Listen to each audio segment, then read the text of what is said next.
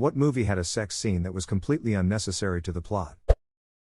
Apparently every movie that I watch with my parents. I actually had the opposite happen to me the other day.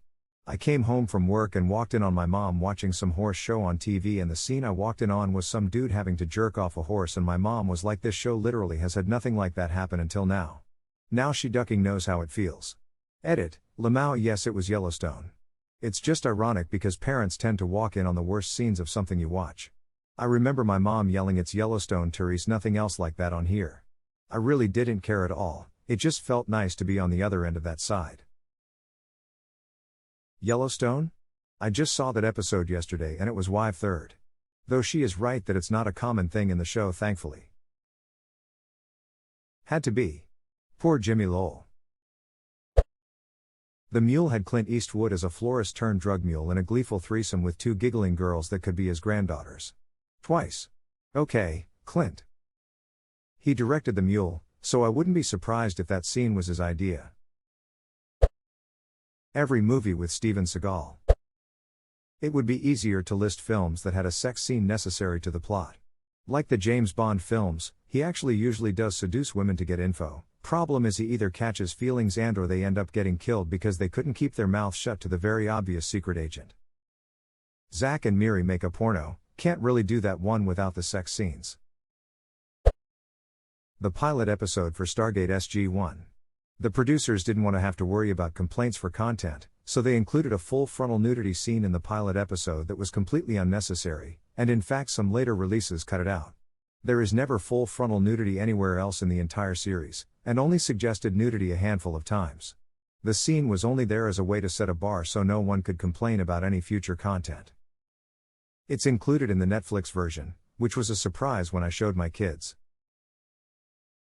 Tomorrow someone is going to walk into their office at Netflix HQ, blowing on the hot coffee they just got from the break room, and they are going to flip open the overnight report on their desk.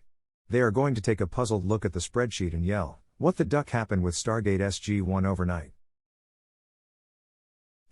It appears as though everyone's skipping to this one timestamp on the pilot, watching for a few minutes, and then leaving. Sigh. What's the timestamp? 1:02 and 10 seconds is first FF. Therese, only one answer for this, and that answer is The Room. And there were multiple sex scenes. Edit, it was actually just one scene played multiple times from multiple angles. Does this make it better or worse?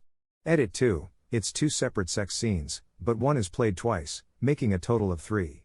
This is now a Room sex scene appreciation post. Haha. What a story, Mark. Anyway, how's your sex life? You're my favorite customer. Hi doggy. Batman, the Killing Joke animated movie. Honestly, the entire Barbara storyline, which is the whole first half of that movie, is poorly written and doesn't fit at all. That sex scene just cements it.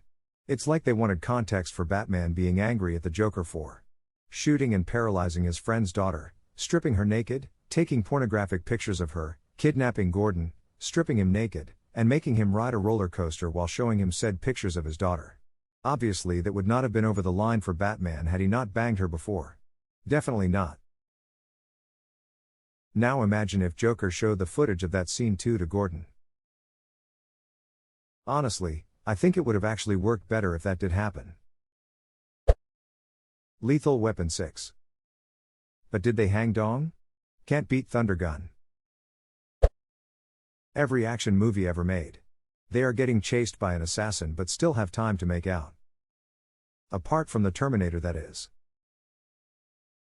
Shit. You beat me to it. The sex scene is very important. That might be my favorite movie time travel paradox. The Terminator sent Arnold back in time to kill the mother of John, the Resistance sends Kyle to protect her. They have sex and make John. The Terminators created themselves, if you include T2, as well as their own worst enemy and potentially their own demise. Almost everything after the first 2 movies is franchise bullshit. 3 was okay. Salvation was good, Genius was a huge letdown, I didn't see the one after that. Every Nicolas Cage film ever made. You simply cannot handle the power of the cage. Can't Cage's power. Eternals. They could have just skipped to the wedding and got the same point across. I'm not gonna sit here and name 300, but it definitely didn't need to be that intense while I was sitting next to my girlfriend's mom and dad at the time.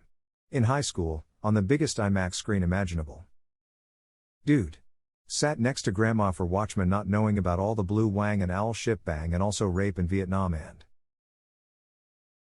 Oh yeah, that's a great family film. Yup. Grandma to one side. Parents to the other. Literally my most awkward high school family moment. For better or worse. My partner and I are watching Supernatural for the first time, and in the early episodes Dean finds an old flame. They have an extremely long, drawn-out, poorly acted sex scene that felt insanely out of place and forced. Could have had them just kiss, or smile and go into a room. No, I have to watch him actively hump her for more than a minute. To be fair, that was one of the worst episodes as acknowledged by the producers. There's even a scene where Chuck mentions that the racist truck and bugs were not his best work. Didn't know the truck episode was known for being shit. My mental image of the shitty side of the show was that truck. The Matrix Reloaded. The amount of screen time it had was unreal. That sex scene going on at the same time as that cavern rave. It went on for far too long, and that one shirtless male extra jumping as the camera pans seemed to go on for 5 minutes, then back to some steamy making out and back again. Pointless and very corny. Until it just sort of ends. Full penetration, then it's back to the rave, then full penetration, rave, full penetration. The Chase. Christy Swanson sitting on Charlie Sheen's lap while he's in a high-speed pursuit. It's worse than it sounds. Isn't this the movie where Sheen robs the store by sticking the girl up with a candy bar? I loved the movie when I was a teenager. Haven't seen it in a long time. I'm sure it can't hold up very well. This classic YouTube.com. I literally laughed out loud when I watched this. I imagine the writer was struggling to finish this scene on a Friday at 4:55, and said, "Duck it." 1980s low-budget movies. Every low-budget movie in the 80s had a love scene or a shower scene in it. This was so they could stick a bit of it in the trailer to encourage more people to rent it. The SpongeBob movie. Think you pirated the wrong SpongeBob movie. R-rated. SpongeBob me boy. How to Get Away with Murder. That show by far had the most sex scenes in any show I've ever seen, and not one added anything but awkwardness to my viewing experience. At a certain point you'll start skipping the second a character pulls their shirt off. It was way too much. Welcome to Shondaland. There's lots of sex. The animated version of Batman, The Killing Joke. Bruce Timm added in a rooftop sex scene between Batman and Batgirl. It was not in the original comic and frankly crosses a number of lines of age. The fact that she is his son's girlfriend, the fact that he is her mentor, etc. Just no Bruce, I mean both of you. Ace Ventura. Parts of the film give the impression that Ace was written as a heartthrob, but Jim Carrey plays it so over-the-top goofy that the idea of him seducing anybody seems weird. Edit, I was specifically referring to the scene in the first one where he randomly bangs Courtney Cox.